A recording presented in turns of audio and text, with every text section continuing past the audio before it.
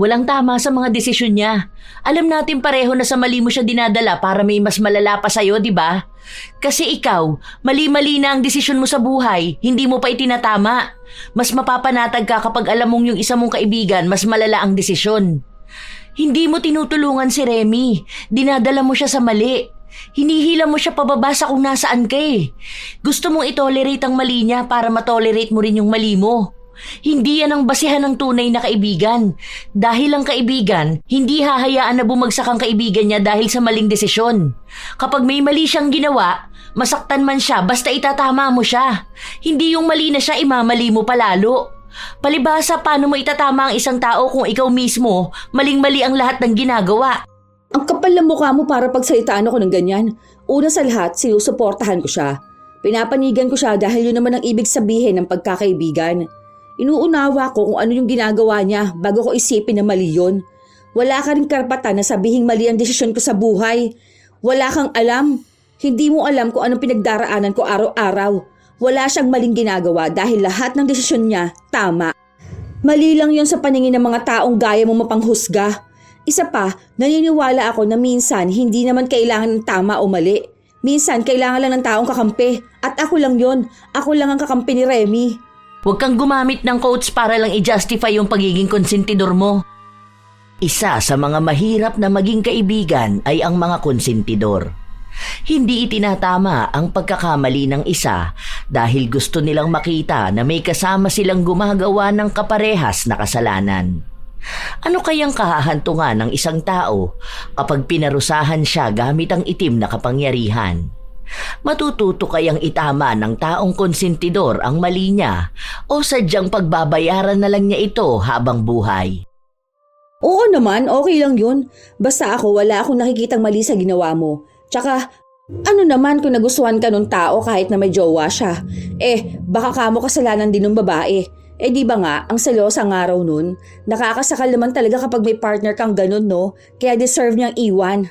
Ang sabi naman sa akin ni Pamela, na huwag ko nga raw patulan si Rob. Hindi ko na alam, naguguluhan na talaga ako. Sus! Huwag ka magpapaniwala doon kay Pamela. Alam mo yun? Kasi NBSB yun eh. Hindi nga yun na in love, diba? Kaya hindi niya gets yung ginagawa mo. Gusto mo ba si Rob? Oo, gustong gusto ko siya. Kaso paano naman may girlfriend na siya. Gusto ka rin ba ni Rob? Ang sabi niya sa akin na mas masaya nga siya kapag ako ang kasama niya kaysa yung girlfriend niya. Di ba nga 6 months nang buntis yung babae? Yun naman pala.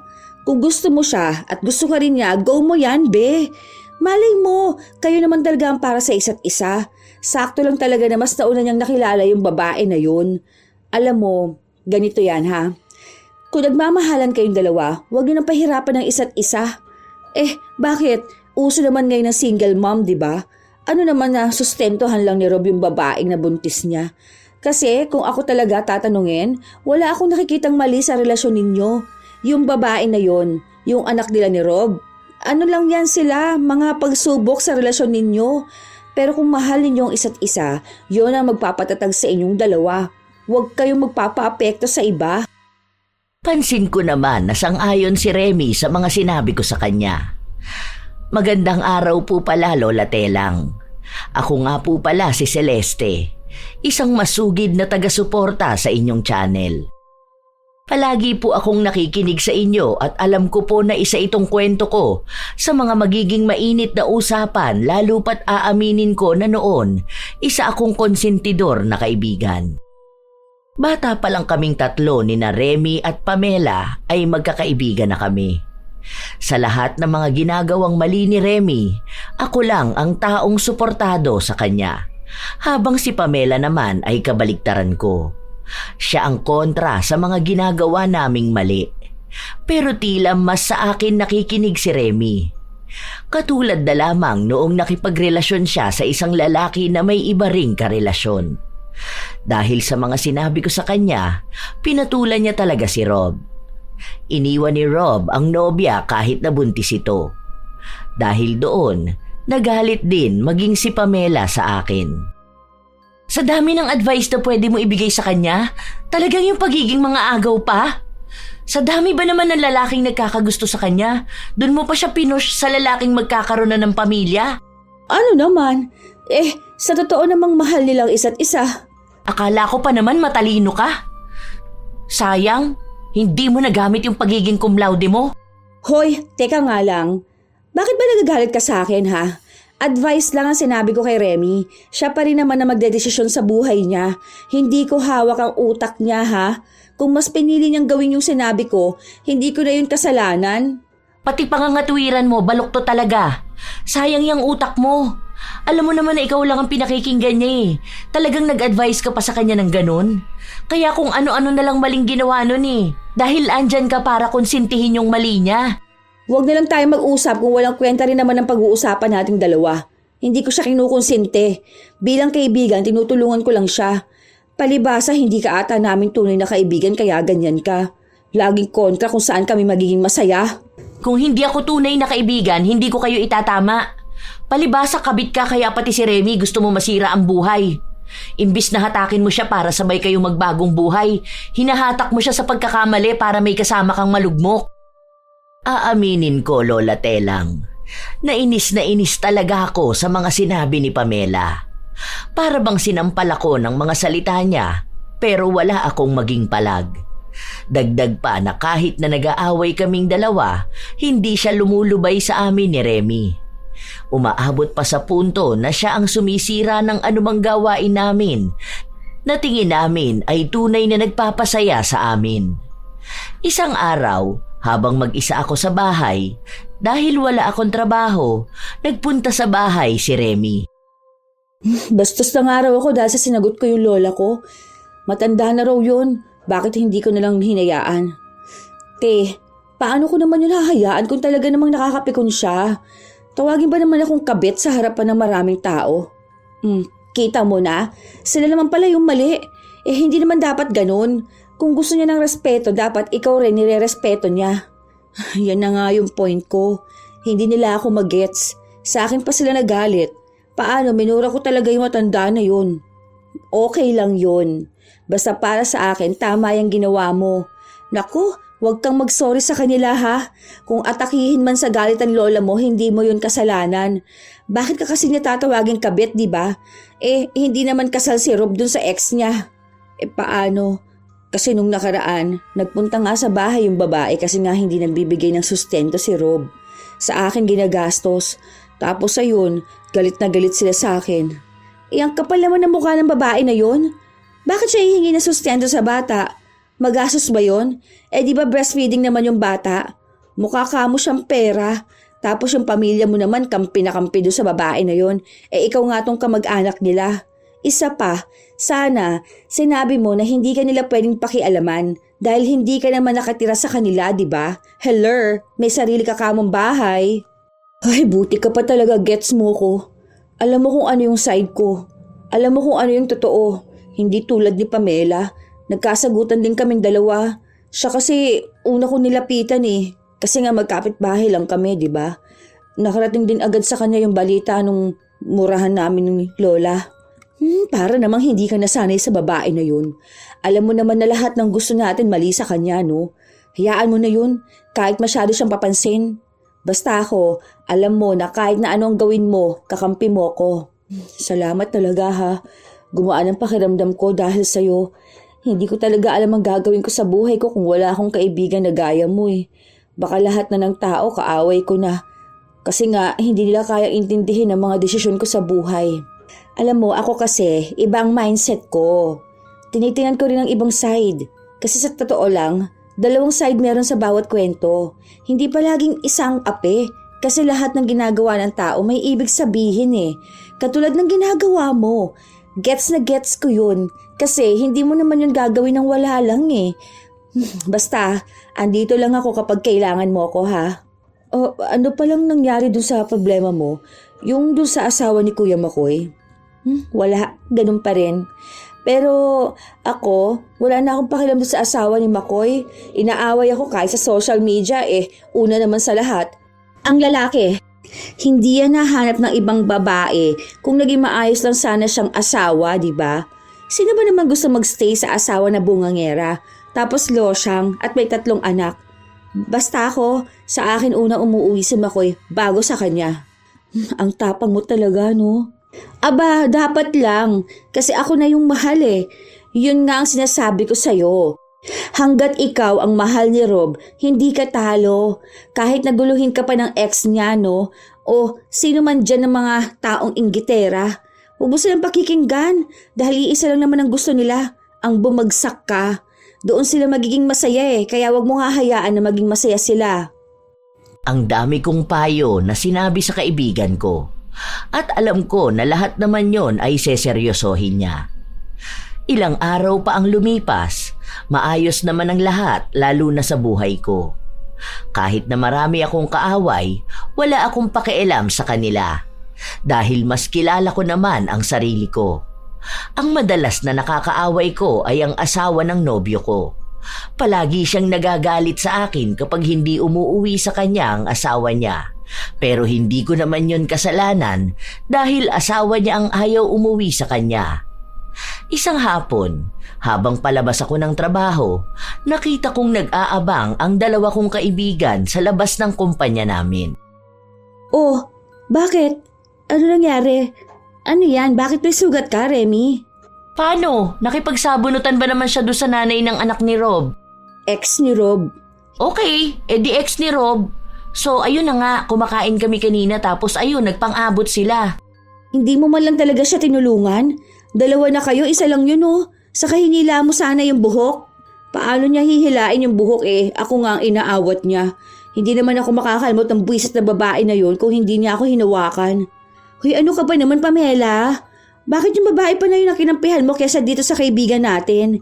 Kung ako yun, ako unang babanat sa babae na yun. Siya naman yung unang nanakit eh. Inawat ko siya. Kawawa yung babae dahil bagong panganak lang. Stressed yun. Tapos postpartum pa. Sabi ko sa kanya wag na niyang patulan kaso ang init niya rin eh. Malamang hindi maka-move on yung babae. Ilang buwan na silang hiwalay ni Rob. Habol siya ng habol. Yan ang hirap sa'yo, Pamela. Yung ibang pinapaboran mo. Kung ayaw mo maging kaibigan kami, pwede naman na huwag kang sumama sa amin, di ba? Anong gusto mo? Hayaan ko na lang na mapariwara ang buhay niyong 2? Ha? Na magkampihan kayo hanggang sa masira ang mga buhay niyo? Hindi sira ang buhay namin, ha? Alam mo, hindi ka kasi makarelate. Hindi talaga ako makaka-relate sa inyo. Isang kabit, isang ahas at parehas na mga agaw. Tinutuwid ko na nga kayong 2 eh. Hindi namin kailangan yan dahil nasa tamang landas pa rin kami. Iniiba mo na naman ang usapan eh. Kung ako sa'yo, Remy, resbakan mo yun. Ano, gusto mo? Alam natin bahay nun. Hindi pwedeng ganyan na hindi ka makakaganti sa ginawa niya sa'yo. Tara, sasamahan kita ngayon. Basagan ulo pala gusto niya. Pagtulungan natin yun. Mali ang ginawa niya sa'yo, nasasaktan ka dahil sa mahal ka lang ng ex niya. Ano ba? Magtigil nga kayong 2. Walang mapapalayang ginagawa nyo. Kapag pumunta kayo ron, baka kayo pang mapagtulungan. Ang dami niyang kamag-anak doon. Ewan ko kung di kayo mapunta sa barangay pareho. Panay ka lang kontra eh. Kung ayaw mo, hindi ka naman namin isasama kasi ako, gusto ko talagang resbakan yon. Hindi ako papayag na hindi malang ako makakaganti sa ginawa niya sa akin. Babalatan ko talaga yung mukha niya. Tama yan, Remy. Mas may karapatan ka magalit dahil sinaktan ka ng ganyan. Yaan mo, makakaganti tayo sa babae na yon. Huwag ka mag-alala. Kahit umabot pa to sa barangay, kakampi mo ko. Kaya kong magpatunay na may tama ka kaysa doon sa taong nanakit sa'yo. Walang palag si Pamela dahil sang-ayon kaming 2 ni Remy sa paghihiganti sa dating kasintahan ni Rob. Habang lumilipas ang araw, pinapaalala palagi ni Pamela na huwag kaming gagawa ng eskandalo na maaari ring makasira sa sarili namin. Lalo na't may reputasyon kaming iniingatan sa mga trabaho namin. Pero kahit na anong pigil niya, wala naman siyang nagawa noong sumugod kami sa bahay ng dating nobya ni Rob. Hindi ko hinayaan ang kaibigan kong masaktan dahil nakisabunot din ako. Nauwi kami sa barangay pero hindi naman lumala ang kaso namin dahil nagpatulong ako kay Makoy. May kakilala kasi siyang mas mataas sa mga tao sa barangay. Nang makauwi kami sa bahay, sobrang tuwa namin.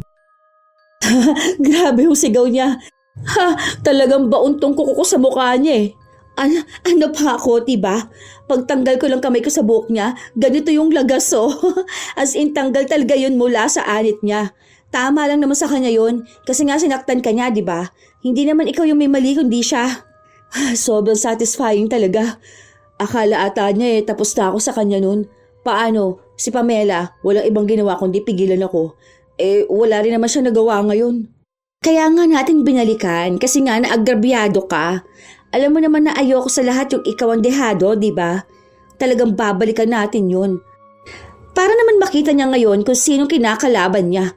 Matakot siya sa ating dalawa. Magkakampi tayo. Naipapakita talaga nung mga panahon na yon, Lola Telang, na matatag ang pagkakaibigan naming dalawa ni Remy. Dahil todo suporta ako sa kanya habang ganon din siya sa akin. Kahit na alam kong mali na talaga ang ginawa namin, basta may kakampi ako, nagiging tama yon sa isipan ko. Sa mga linggo na lumipas, kaming dalawa lang talaga palagi ang nag-uusap. Lahat ng ginagawa namin alam ng isa't isa. Tumigil na rin kaming makipag-ugnayan kay Pamela, pero siya talaga tong pilit ng pilit na lumapit sa amin. Noong mga panahon na yon, ayoko talagang magkaroon ng kaibigan na gaya ni Pamela, na lahat na lang ng kinikilos namin mali para sa kanya.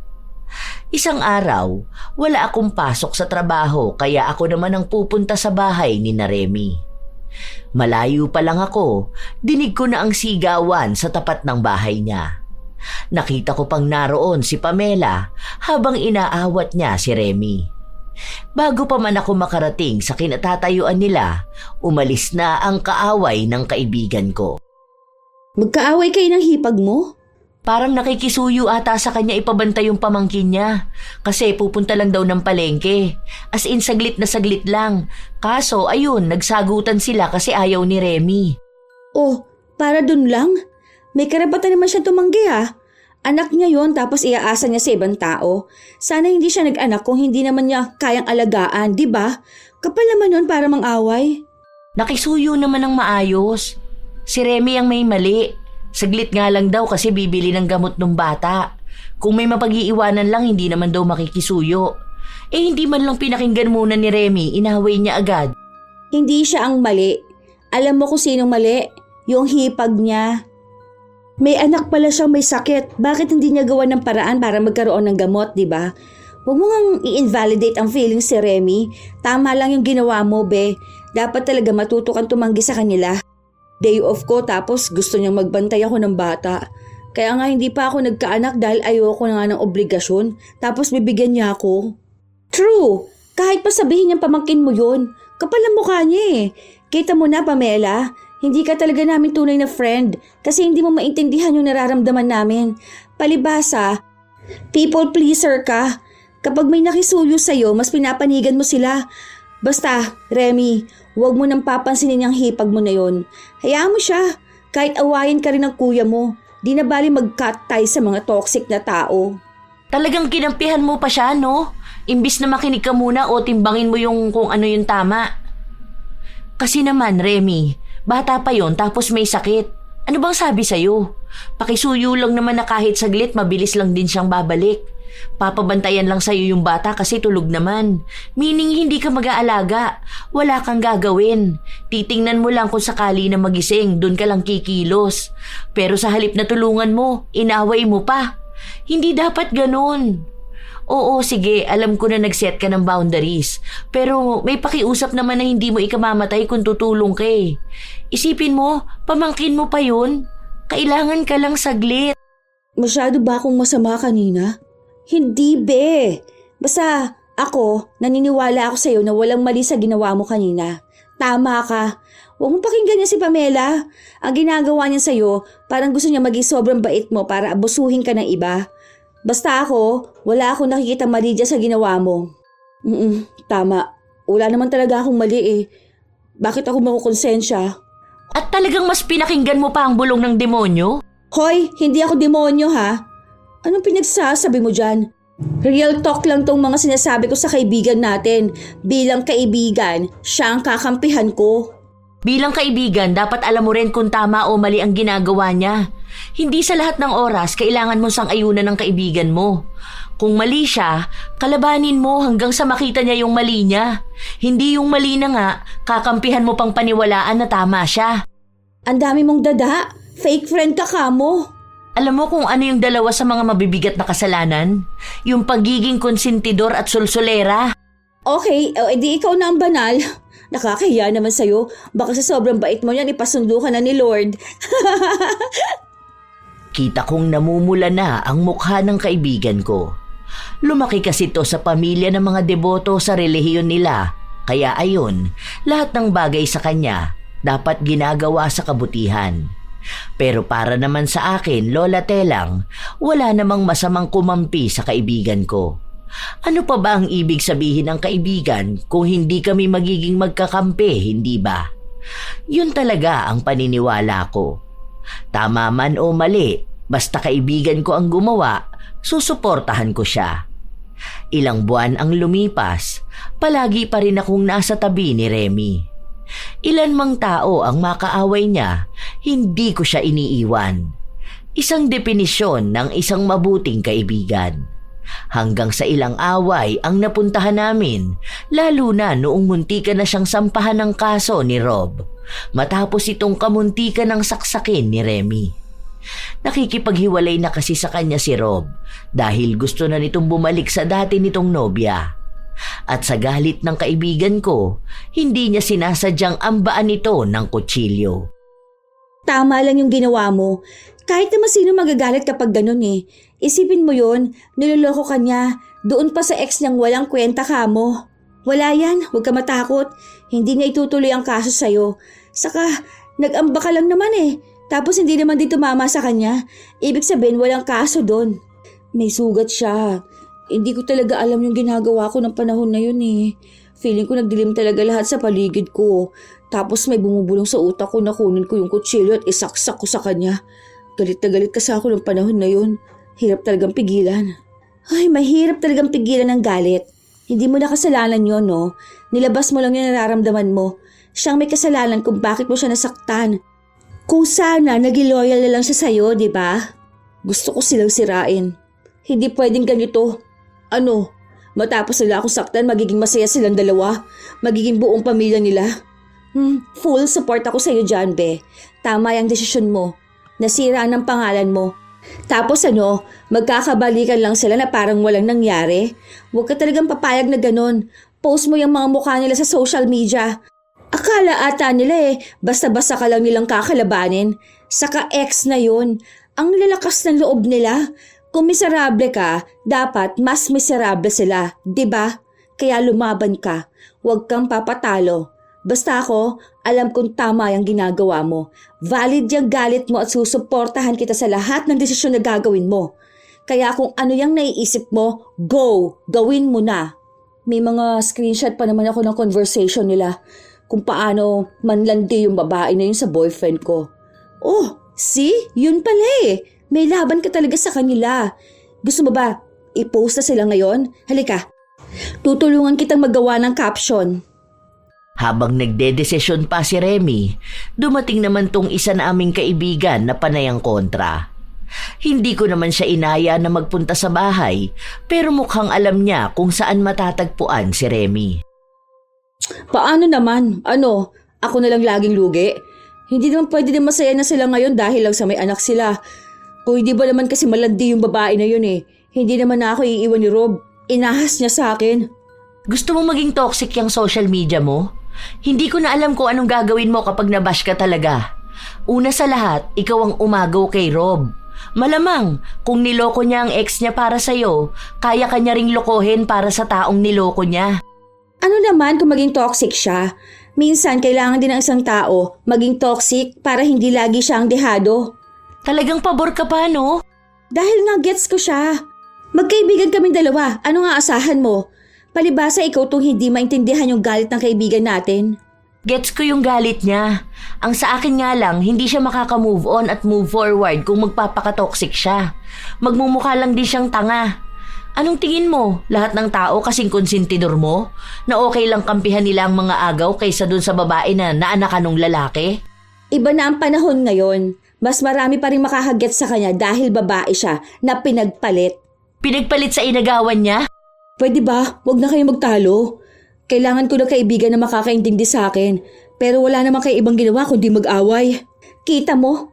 Ang kailangan niya, yung iintindihin siya. Iintindihin pero hindi ko konsintihin. Pues hindi ka namin kailangan dito.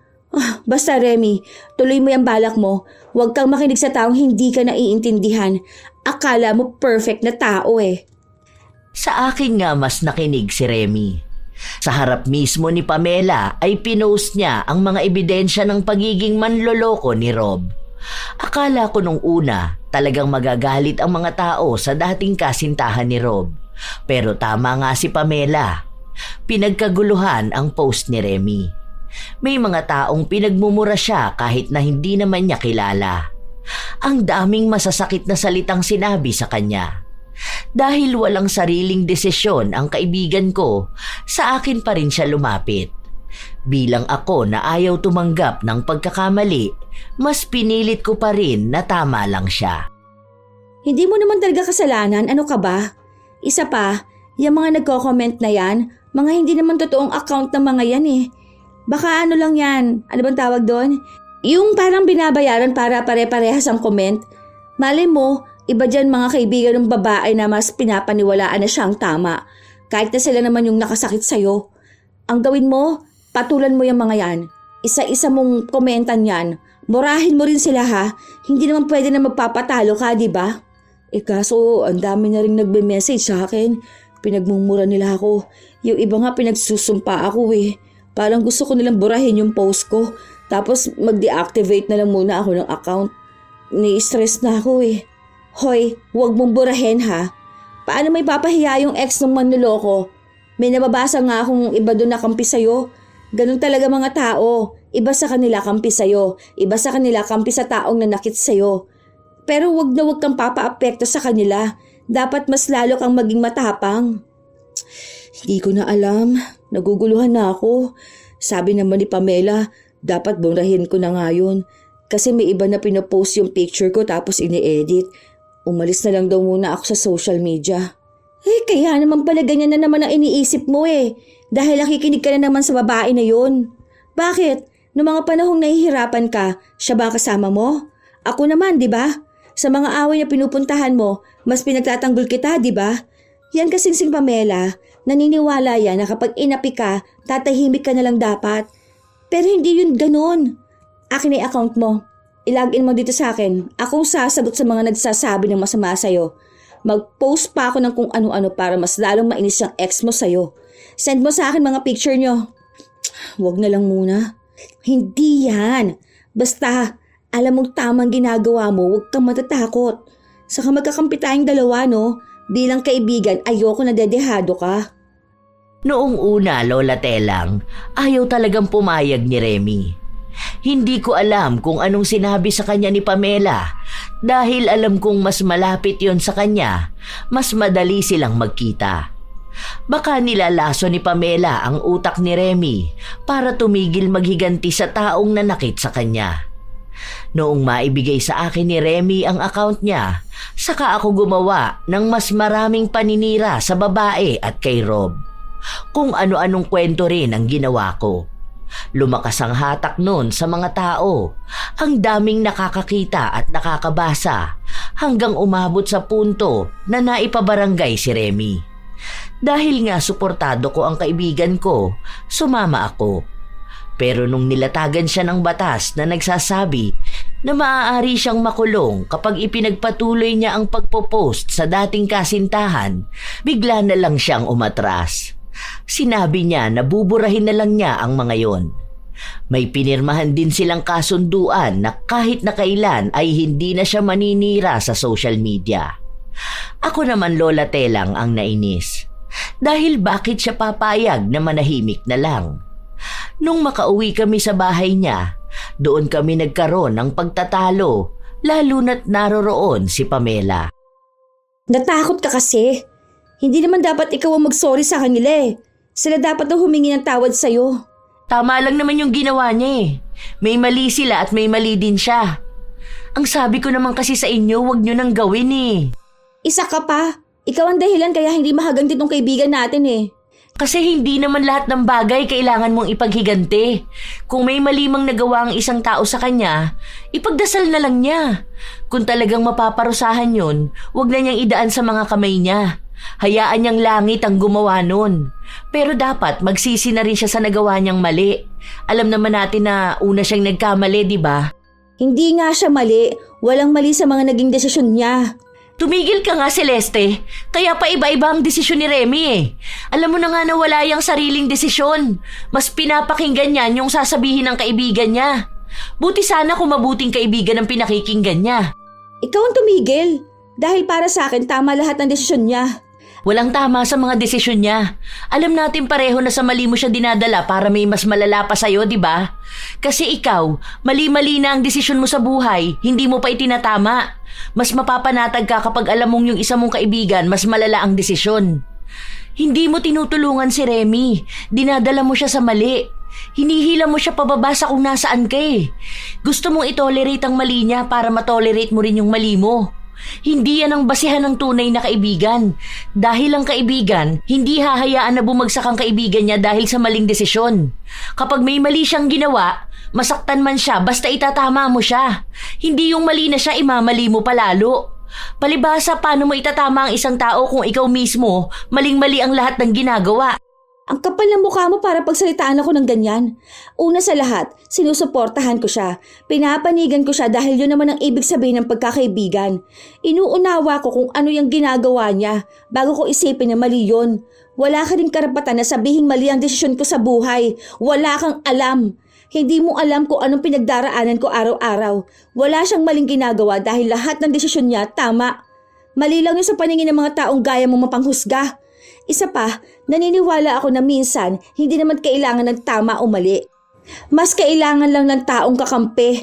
At ako lang yon. Ako lang ang kakampi ni Remy. Huwag kang gumamit ng quotes para lang i-justify yung pagiging konsentidor mo. Please lang kung nag-aaway kayo dahil sa akin, tumigil na kayo. Hindi ako judgmental. Totoo lang ang sinasabi ko sa'yo. Hindi ka pa rin talaga tapos, no? Ano bang gusto mong pag-usapan natin, ha? Sige, pag-usapan natin yan ngayon para tumigil ka na. Wala naman akong ibang gustong sabihin. Wala? Kulang lang ipamukha mo sa akin na kabit ako, di ba? Alam mo naman pala eh. Hindi ka ba makamove on, ha? Kung naiinggit ka sa akin, sige, kumabit ka na lang din.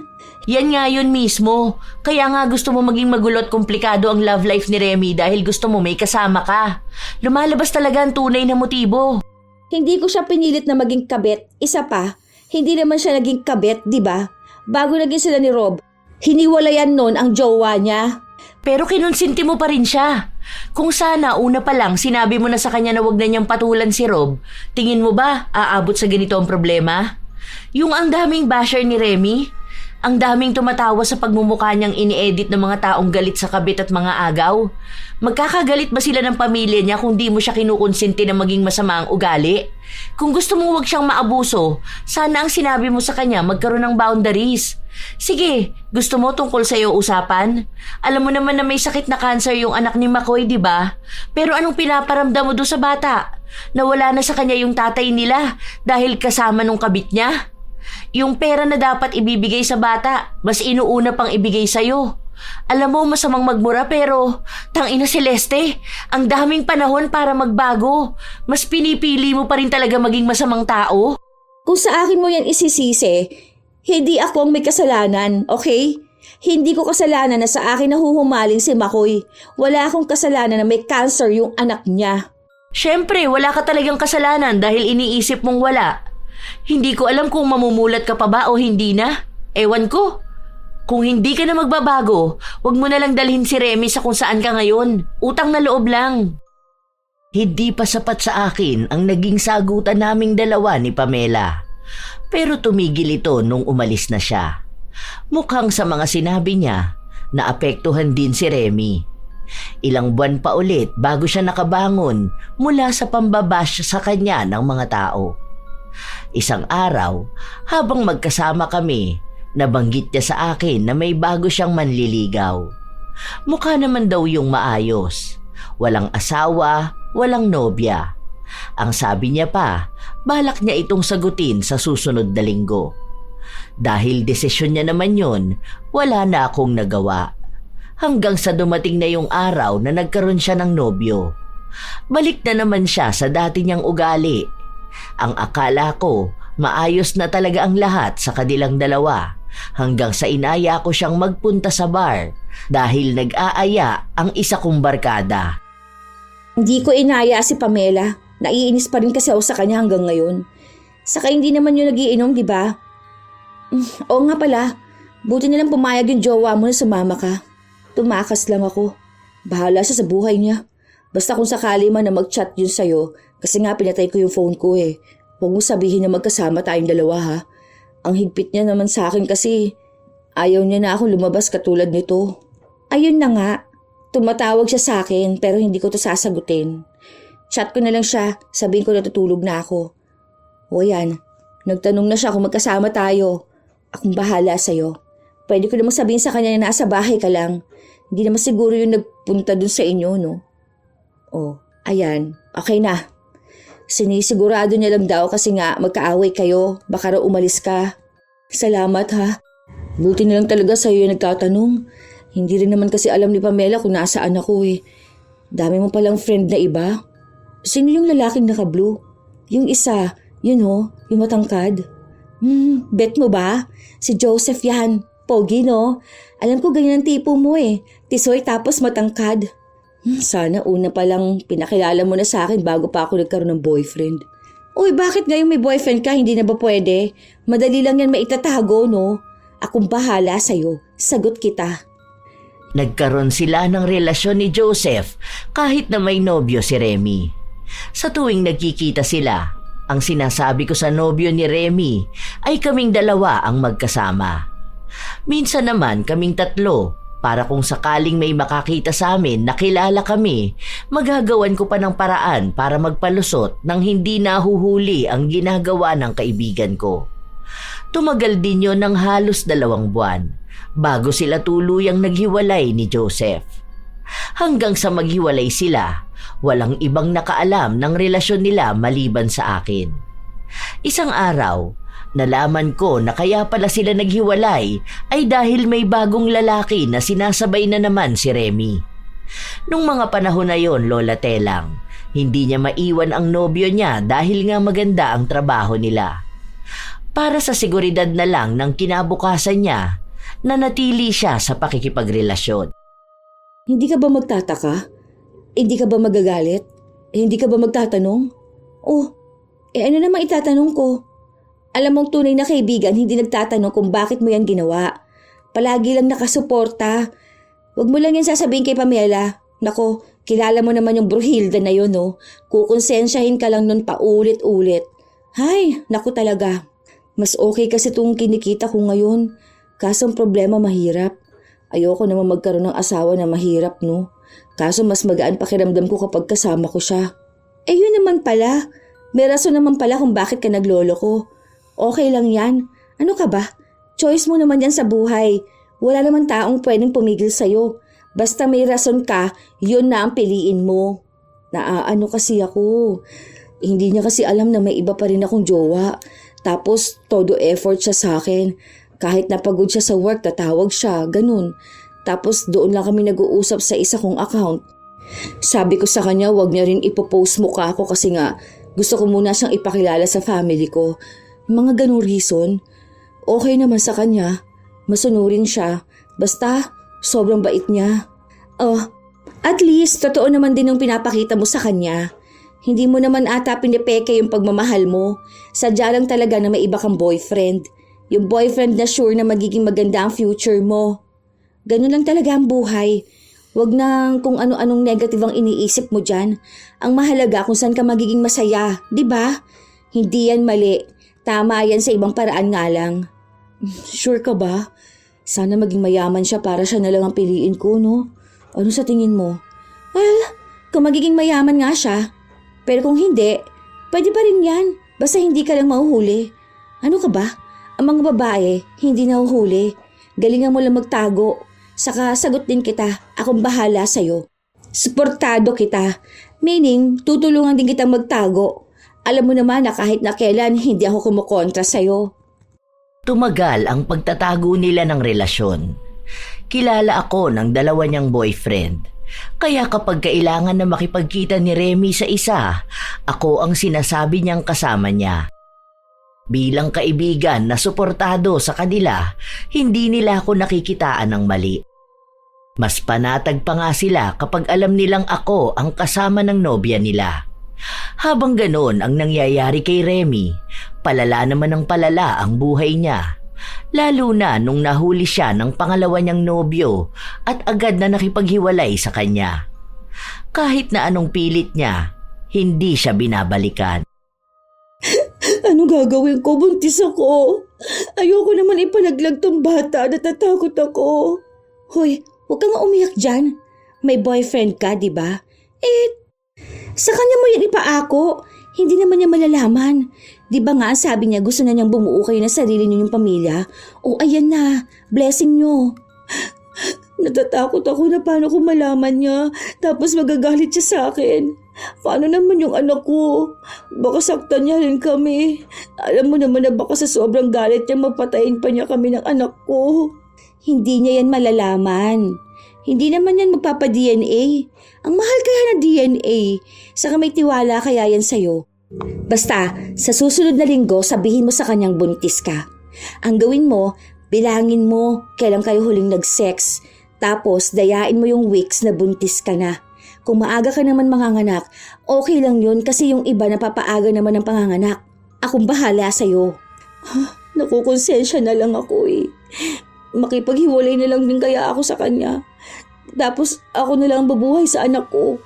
Pwede naman yun eh. Ang dami na rin namang single mom ngayon.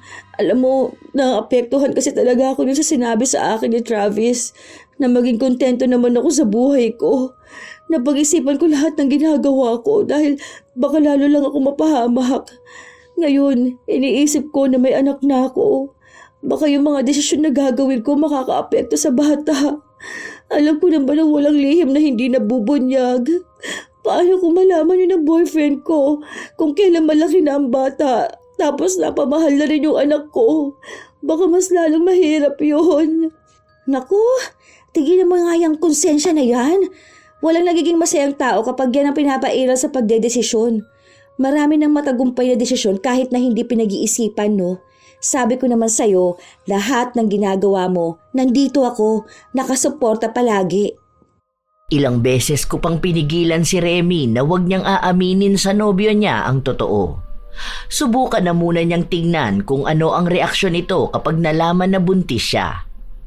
Naging masaya si RJ nung nalaman nga niya na nagdadalang tao ang kaibigan ko. Hindi ito nagdalawang isip at inaya pa siya na magpakasal. Doon na naman naging balisa si Remy. Hating gabi na nung nagpunta siya sa bahay.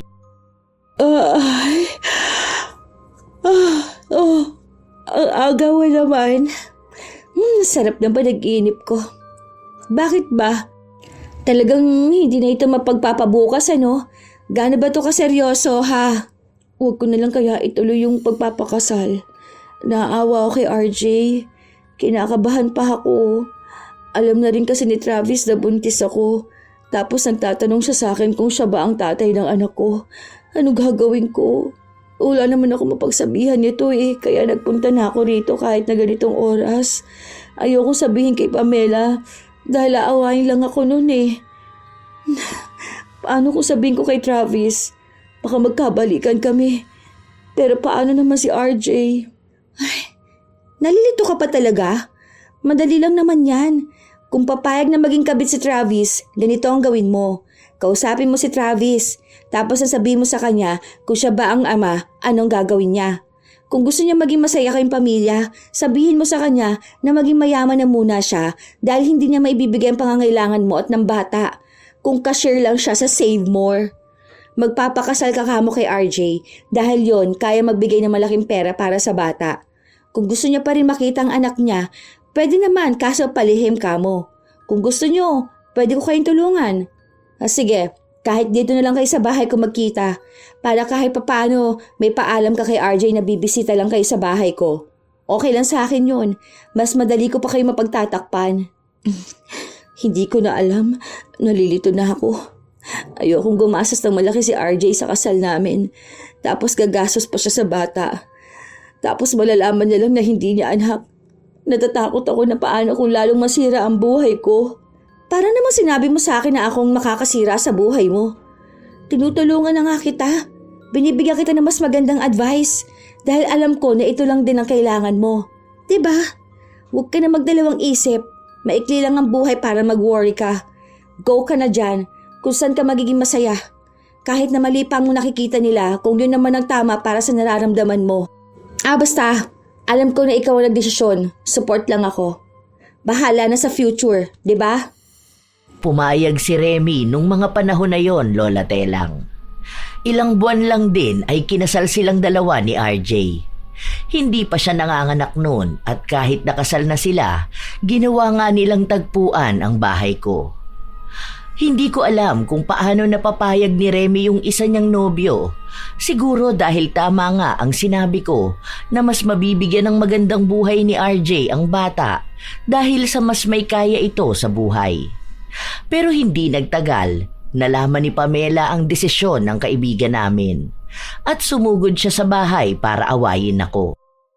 At talagang pumayag ka pa na gamitin ang bahay mo? Kung hindi ka nga naman talaga masamang kaibigan, alam mo na nga nakasal na yung tao, kinonsinti mo pa rin na magkaroon ng kabit? Pwede ba manahimik ka na? Desisyon niya yan, huwag mong kontrahin. May magagawa ba ako kung mahal nilang isa't isa? Sumusuporta lang ako, sinusunod niya lang kung anong sinisigaw ng puso niya. Kaysa naman mahirapan at magdusa siya, ayoko naman mangyari yon kaya hinayaan ko na lang siya. Baliw ka na nga talaga! Hindi na maayos yung utak mo! Wala na! Sobrang gulo na ng buhay ni Remy. Hamak na mas magulo na kaysa sayo. Pero push ka pa rin ng push para kahit paano, mas mababaw pa ang kasalanan mo. Ang hindi mo alam, napakasama niyang ginagawa mo! Walang relihiyosong tao rito maliban sa'yo, okay? Kaya tigilan mo kami. Kung hindi mo maatim, huwag mong isipin. Hindi ka naman namin pinipilit eh. Huwag mong tanggapin. Pabayaan mo. Sasabihin ko to kay RJ. Hindi niya anak yung pinagbubuntis ni Remy. Pinakasalan siya tapos ngayon kinukonsinti ng kaibigan niya para magkaroon ng kabit. Ewan ko kung anong mangyari sa inyo. Sobra na tong pangungonsinti mo, Celeste.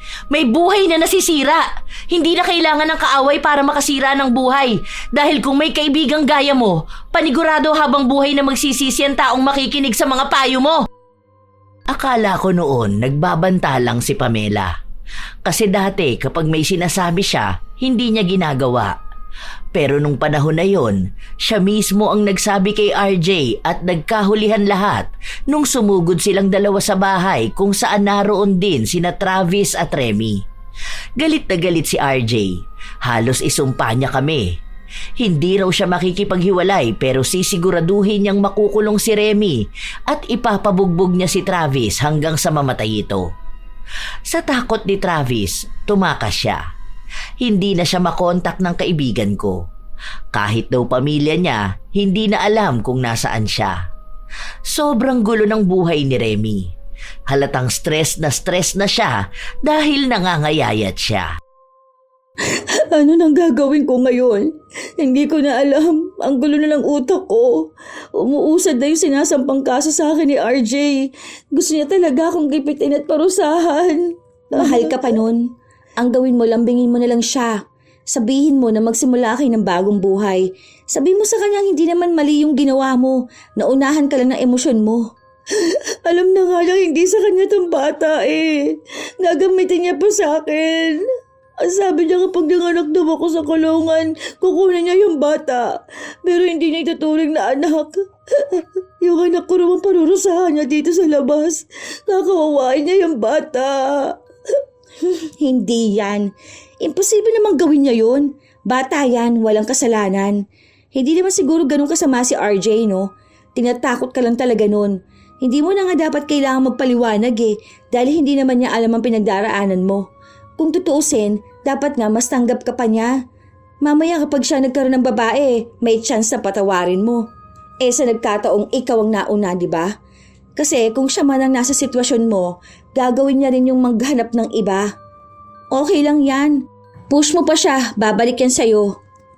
Sumusuko na sa buhay si Remy, lalo pat seryoso nga si RJ sa ginagawa niya. Gusto nga rin akong sampahan ng kaso bilang ako ang nagpursigi sa dalawa na lokohin siya pero wala siyang maikaso sa akin. Sa mga araw na lumipas, nabalitaan ko na sa sobrang stress ni Remy, napaanak siya ng maaga. 7 months ang bata at critical din ang kondisyon. Ilang linggo lang din ay namatay ito. Simula nun, walang ibang ginawa si Remy kundi ang umiyak ng umiyak. Ayoko na. Hindi ko na alam nangyayari sa buhay ko. Nagkandaletse-letse na. Para na ako mababaliw. Hindi ko na alam kung may direksyon pa ba ako. Kung sana una pa lang sa akin ka nakinig, hindi yan mangyayari sa'yo. Ayoko sisihin ka, pero wala na eh. Andyan na yan. Ang kailangan mo nalang gawin, itama ang buhay mo. Ang iwan kung ano yung mali mong nagawa noon. Alam kong mahirap yan, pero kailangan mong maging matapang ngayon. Hindi pwedeng maging duwag ka, tapos hahanap ka na naman ng mga salitang babagay sa mga mali mong gawa. Huwag ka na rin humanap ng kakampi mong imbis na dalhin ka sa tama, itutulak ka pa sa mali. Ayan, wala ka ng anak kay Travis. Pwede mo nang balikan niyang si RJ. Siguro naman tatanggapin ka na niya, di ba? Mahal ka naman niya, mapapatawad ka niya. Ayan ka na naman. Hindi naman pagdamay ang ginagawa mo. Pinagsasabihan ko na nga para mapunta sa tuwid na landas eh. Gusto mo talaga siyang maging miserable. Hindi pa nga niya naaayos yung mali na nagawa niya. May mali ba siyang nagawa? Hindi naman niya kagustuhan yun ah. Nadala lang siya ng sitwasyon. Big deal lang talaga sa inyo. Wala kasi kayong ibang ginawa kundi bantayan ang ginagawa ng ibang tao ni hindi niyo makita yung mali niyo rin. Hindi pa ba pagkakamali yung ginawa niya? Pinaako sa iba yung bata. Nagpakasal. Nanlalaki. Kung hindi yun mali, tingin mo yun ang tama? Okay lang kamo kayo. Ang sensitive niyo sa mga bagay na ginagawa ni Remy. Sige, Remy, ikaw na lang ang magdesisyon.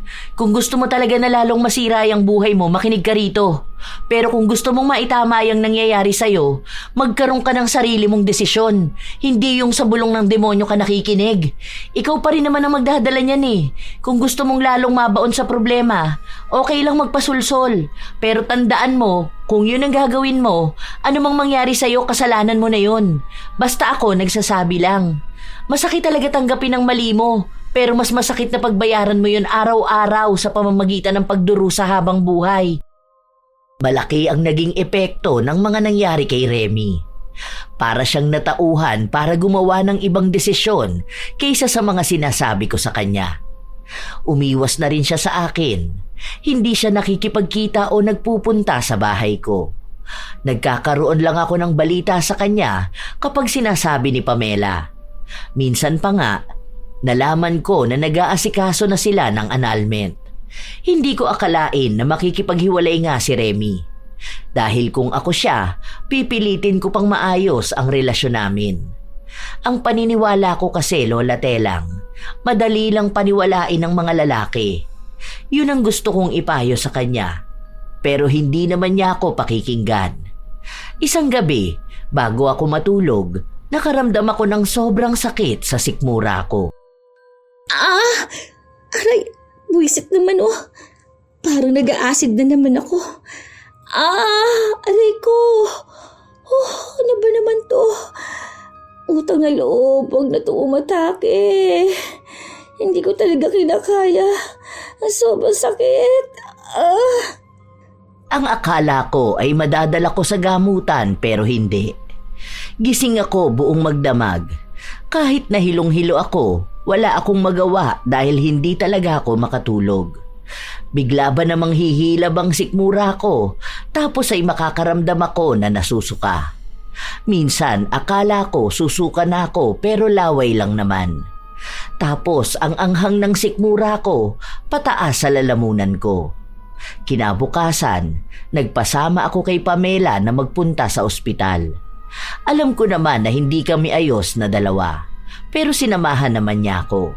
Hanggang sa makauwi ako sa bahay, nandoon siya. Huwag mo nalang kainin itong mga bawal sa'yo. May listahan naman dito. Baka naman pwede yan kahit konti lang. Ano naman kakainin ko? Saka paborito ko yung mga sinasabi nilang bawal sa akin eh. Tapos yung mga pwede kong kainin, yung pang bawal sa akin. Ang hirap kaya pilitin sa sarili ko na ayoko. Ang tigas talaga ng ulo mo, no?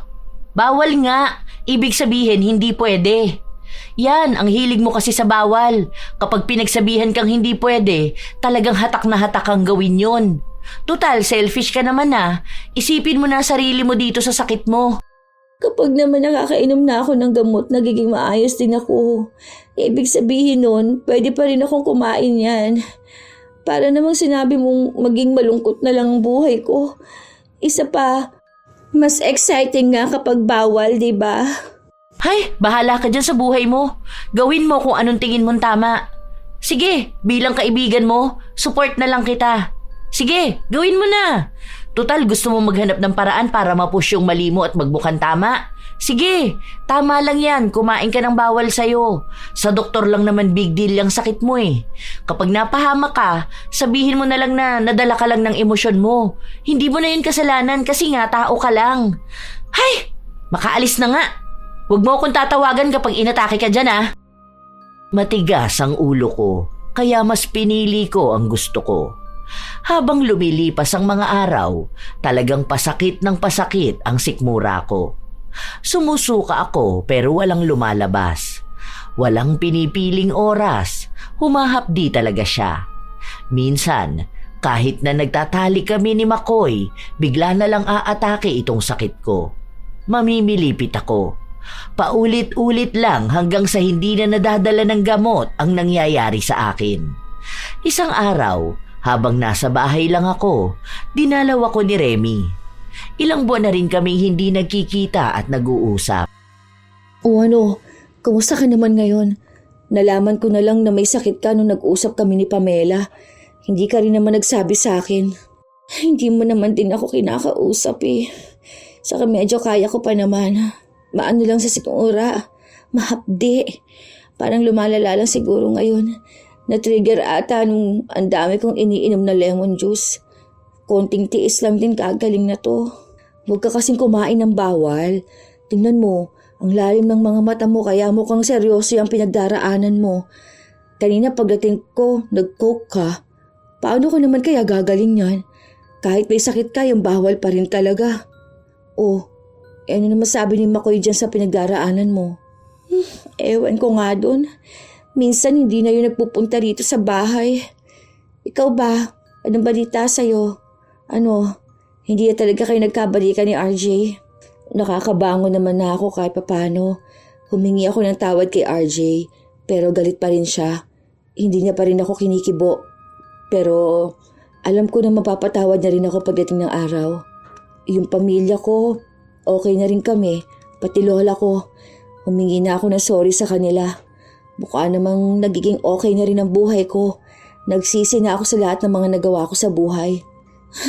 Bakit ka naman magsisisi? Choice mo yan. Hindi naman ibig sabihin na ibang choice mo sa kanila, wala ka ng freedom. Natutunan ko na rin kasi na hindi ibig sabihin may karapatan akong pumili ng landas ko. Tama na yung pinipili ko. Dapat hindi ito makakaapekto sa ibang tao na nasa paligid ko. Lalong-lalo na sa sarili ko. Kaya ngayon, gets ko na si Pamela at gusto ko na sana pati ikaw rin makita mo kung anong mali mo na nagawa sa buhay. Wala naman akong mali. Iba lang talaga yung pagkakaintindi ninyo. Aray. Ayan na naman. Sobrang sakit na naman na sikmura ako. Nasusuka ako. Hoy, teka, try mo kayo maglagay nitong white flower dyan sa sikmura mo. May sinabi sa akin si Lola eh. Pwede raw ipatak tong white flower sa maligamgam na tubig. Baka makatulong sa'yo to. Aray ko, sakit. Wala naman ako sinusuka. Pero sobrang anghang talaga ng sikmura ko. Ayoko na. Ang sakit.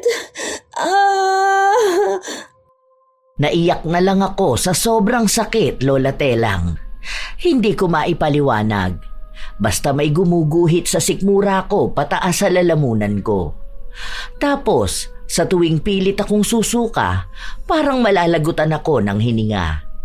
Mas malala itong sakit na to kumpara sa mga naunang nangyari sa akin. Napahiga na lang ako sa malamig na sahig habang pinapalo-palo ko ang bandang sikmura ko. Akala ko yun na ang malala May mas malala pa pala. Mag-isa lang ako noon sa bahay. Hating gabi, talagang ramdam na ramdam ko ang anghang. Hapdi na parang may tumutusok-tusok din. Hindi na ako halos makahinga at makagalaw.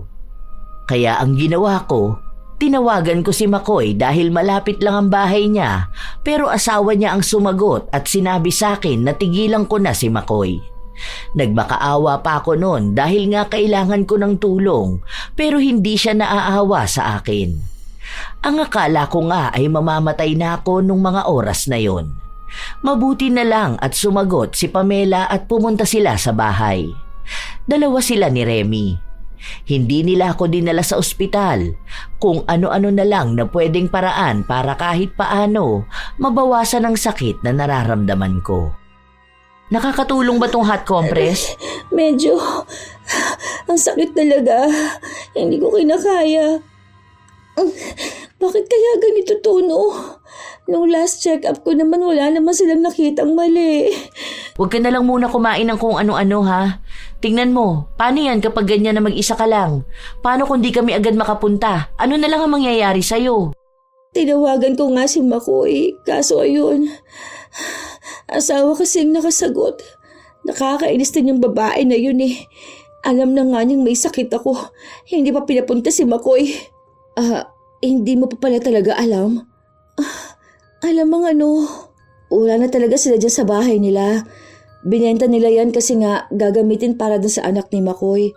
Hindi ko alam kung saan sila lumipat, pero alam ko sa ibang lugar na. Hindi ka na lang siguro sinabihan. Hindi na talaga kasi kung sasabihin pa ni Makoy, parang hindi na siya nagbago para sa anak niyang may sakit. Saka siguro hindi na rin niya kaya mag-alaga ng may sakit. Sino ba naman ang gugustuhin may inaalagaan, di ba? Hayaan mo na yun, para naman magbago ka na rin. Alam ko, niloloko niyo lang akong dalawa. Gusto niyo lang na wag na kami magkita ni Makoy eh. Hindi ka namin niloloko. Malalaman mo rin naman yun eh. Bahala ka na kung anong gusto mong gawin, pero siguro tama na yung mali mo. Tama si Pamela. Siguro kailangan mo rin ng kaunting self-reflection, gaya ng ginawa ko noon. Bigyan mo lang ng oras ang sarili mo, tapos unti-unti mong makikita kung saan ka nagkamali. Huwag mo nang i-justify yung mali. Tanggapin mo para alam mo kung anong dapat itama. Mas magaan talaga ang buhay kapag tahimik at malinaw ang isip. Wala naman akong mali. Iba lang talaga yung way ko para sundin ang mga desisyon ko sa buhay. Sabihin na natin may natamaan akong feelings. Hindi naman malaking bagay yun. Yan mismo ang kailangan mong maayos. Yung ganyang mindset. Hindi ako naniwala sa kanila na umalis na nga si Makoy. Ilang beses akong tumawag sa kanya pero hindi siya sumasagot sa akin. Kahit na hirap na ako, nagpunta ako sa bahay nila at wala nang ang tao roon. Hindi ko rin alam kung sino ang lalapitan ko. Kaya ang ginawa ko na lang, nagtangka akong mag-post sa social media pero napigilan ako matapos na sumakit na naman ang sikmura ko. Panay pagduwal, wala namang sinusuka. Wala akong matawagan nung mga panahon na yon, Lola Telang. Kaya ang nangyari, sarili ko lang ang nakapitan ko. Napahinga pa nga ako sa loob ng banyo dahil pinipilit kong sumuka. Hindi ko alam kung anong nangyari sa akin dahil bigla na lang din ang daming realization. Natulala ako sa kisame. Bumalik sa akin lahat ng mga ginawa ko noon. Hindi lang sa sarili ko, kundi pati yung mga pangungunsinti ko sa kaibigan ko hanggang sa nasira ang buhay niya. Tunay na mas naging magulo ang buhay ni Remy kumpara sa akin. Pero kung titingnan, mas maayos na ang kanya kaysa sa akin ngayon. Hindi ko alam kung paano ako natauhan na baka nga tama sila. Hanggang sa pinilit ko ang sarili kong tumayo. Mahirap pero nakaya ko. Ilang araw din akong walang ibang kinausap. Mag-isa ako sa bahay. Nawala ng trabaho pero hindi naman yun naging problema dahil marami naman akong ipon. Habang mag-isa ako, binalikan ko rin yung mga nagawa ko noon hanggang sa tinanggap ko na nga na may pagkakamali ako. Isang araw, hindi ko naman iniimbitahan ng dalawa kong kaibigan pero nagpunta sila sa bahay. Ano, kumusta ka na? Sobrang sakit pa rin ba? Hindi pa rin maayos yung sasakit ko. Pero meron akong realization.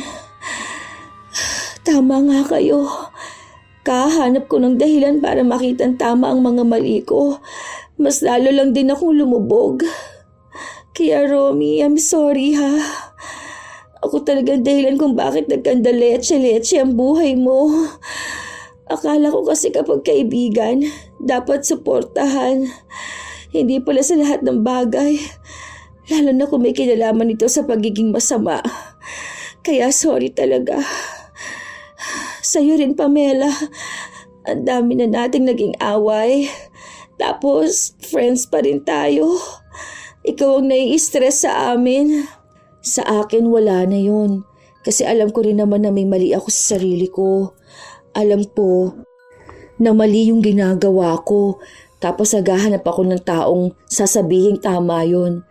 Pero masaya na ako ngayon na alam na natin kung ano yung nagawa nating mali. At alam na rin natin kung paano natin yun maitatama. Basta sa akin, masaya na akong makita na hindi kayo naghahanap ng kung ano-anong kasabihan para lang paniwalaan na tama ang mali nyo. Sana nga totoo na yung pagbabago nyo. Basta ako, andito ako para awayin kayo kapag alam kong gumagawa na naman kayo ng kasalanan. Kahit nahirap ako, natawa pa rin ako sa sinabi ng kaibigan ko. Sa totoo lang po, Lola Telang, doon ko napatunayan kung ano ba ang ibig sabihin ng tunay na suporta ng kaibigan. Hindi ito suporta na sisira sa buhay mo, kundi suporta na magtutuwid sa iyo mula sa pagkakamali mo. Ilang linggo pa ang nakalipas, hindi pa rin ako gumagaling. Walang makatukoy kung ano ba talaga ang sakit ko hanggang sa isa sa kapitbahay ko ang nagsabi na baka naman pinapakulam ako. Hindi ako naniwala noong una pero dahil may kakilala siyang albularyo, tinulungan niya ako. Pinapunta niya sa bahay. Doon ko nalaman na pinakulam nga ako. Hindi nga lang matukoy kung sino ba ang gumawa nun. Hindi rin naman ako pwedeng basta na lang magbibintang ng tao. Nang matapos niya akong orasyonan, tinuro niya ang ibang dapat kong gawin para tuluyang mawala ang kulam sa akin. Siguro, halos kalahating taon din ang inabot bago ako naging maayos. Ganon katagal, Lola Telang. Pero sa mga panahon na yon, nakakakilos naman na ako. Nung umayos na ako, nagkaroon ako ng bagong trabaho. Nakakilala ng iba't ibang tao. Nakarinig ng iba't ibang kwento. Noon, kapag nakakarinig ako ng kwento ng ibang tao tungkol sa mali nilang ginagawa, kahit hindi ko kaibigan ay sinusuportahan ko. Ngayon, alam ko na kung paano sila pagsabihan. Nasa kanila na lang yun kung tama ang pakikinggan o kung itutuloy ang mali. Isang araw, muli na naman kaming nagkita na magkakaibigan. Pero at least, okay ka na, di ba? Oo nga, may nagkakagusto nga sa akin ngayon. Ay, kaloka, may asawa. Ewan ko, mukha ba talaga akong pangkabit? Same lang ata tayo. Yung katrabaho ko may girlfriend naman. Parang ganun lang kay Rob. Buntis yung babae tapos gustong iwan para sa akin. Binara ko nga siya. Kapal naman ang mukha niya para isipin na pwede niya ako maging jowa, di ba? Tapos na ako sa ganyan, no? Aba, mukha tayong sinusubok na naman Kung kailan nagbabago, parang gusto yatang tignan kung totoo nga na hindi na tayo tulad noon. Buti, sobrang strong na natin ngayon. Aba, kapag talaga pinatulan mo yung lalaki na yon, ako mismo sasampal sa'yo at kakaladkad.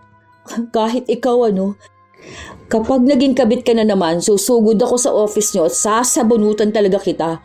Dapat doon na tayo sa taong mahal tayo at tanggap tayo kung ano yung iniwan nating pagkakamali noon. Nakakatuwa naman kayo. Akalain niyo yun, kayo na mismo ang tumatanggi, hindi yung kayo ang nagkakampihan.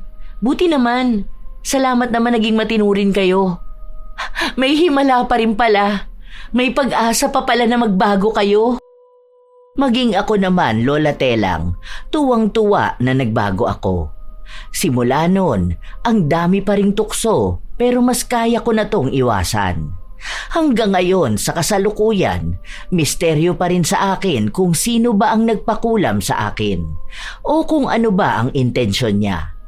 Pero mukha namang nakatulong talaga yun sa akin. Ngayon, may asawa na ako, maging sina Remy at Pamela. May isa na rin po akong anak, Lola Telang. At isa lang talaga ang masasabi ko. Wala talagang magandang maidudulot ang pagiging konsentidor. Minsan, hindi talaga maiiwasan na makakilala ng taong konsentidor. Tipong kaibigan na kahit alam nilang mali ka ay kakampihan ka para lang mapanatili ang maayos na samahan o pagkakaibigan. Ang ganitong mga kasama, kahit kailan ay hindi nakakatulong sa paglago bilang isang tao. Kapag sobra kanilang inaalalayan sa maling direksyon, nawawala ang pagkakataong matuto ka sa pagkakamali mo at makita ang mga dapat mong baguhin. Mas mabuti pa ring piliin ang mga taong marunong magsabi ng totoo ng may respeto. Kaibigan na handang tumayo sa tabi mo, pero kaya ka ring sitahin kapag lumilihis ka sa tama. Dahil ang tunay na kaibigan, hindi takot magsabi kung mali ka. Lalo na kung makakatulong yon sa paghubog ng mas mabuting bersyon mo. At kung may makilala ka mang konsentidor, tandaan mo na hindi mo kailangang umasa sa kanila para sa pagtanggap. Ikaw mismo ang dapat marunong magsuri, tumanggap ng pagkakamali at ayusin ang dapat ayusin. Walang masama sa pagkakamali, pero mali kapag pinipili mong manatili doon. Mas mabuting sundin ang landas na may katotohanan at pagwawasto kaysa pilitin ang ginhawa na dulot ng pangungunsindi. Ang respeto sa sarili ay nagsisimula sa pagharap sa mali, hindi sa pagtatakip dito.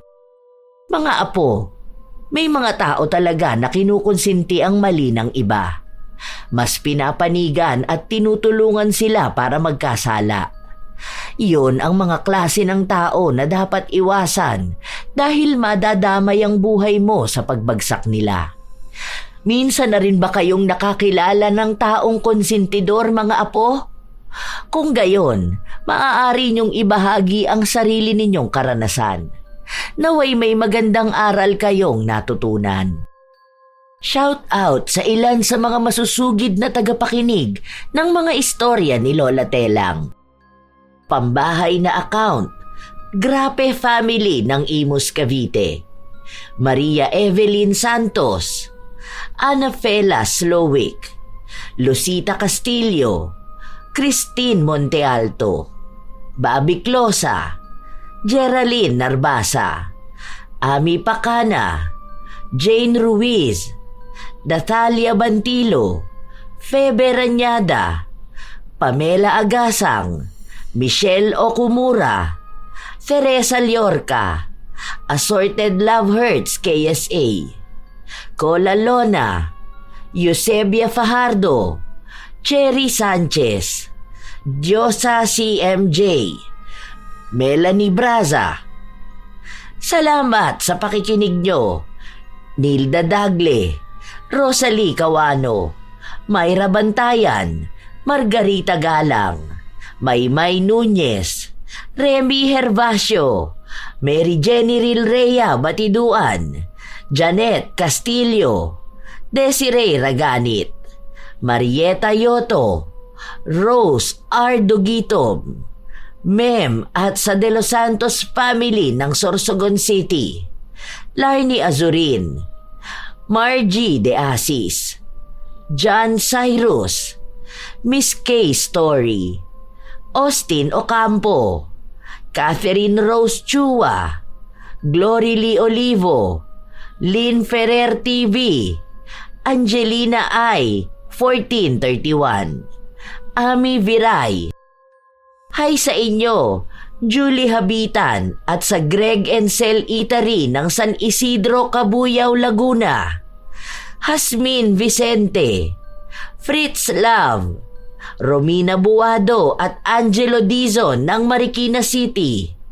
Richelle Ann 19, Gina Noble, Jaja Barakiel, Cesan de la Cruz at binabati ko rin si Mark John Villarin ng isang maligayang kaarawan sa November 21.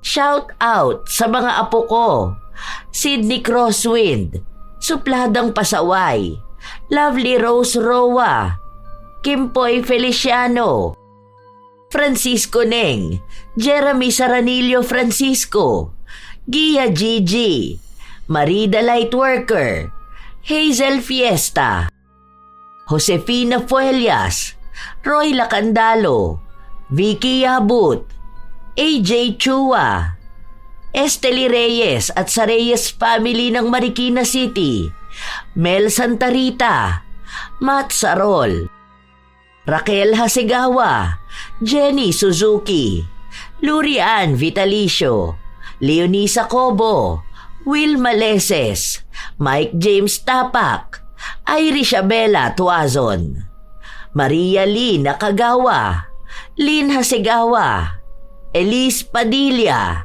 Lydia Lopez, Gemstone Claro, Lance MBB, Rosalina Bugayong, Ami Yong, Ami Bag, Angelina Ignacio, sa buong Team Manok ng Amsik Angeles City, Pampanga, Ray Galedo at sa Galedo family ng Kabuyaw, Laguna, Arvid Shane Hoiberg Channel, Gaminil Francisco at Dadanil Francisco, Pureza Tagiwalo, Rachel Whitney, Alma Naong, Jennifer Makasinag, Jaime Constantino, Mil Rose Demate, Razon Yao, Robert Crimen, Cherry May Libiran, Roslyn Mangilin.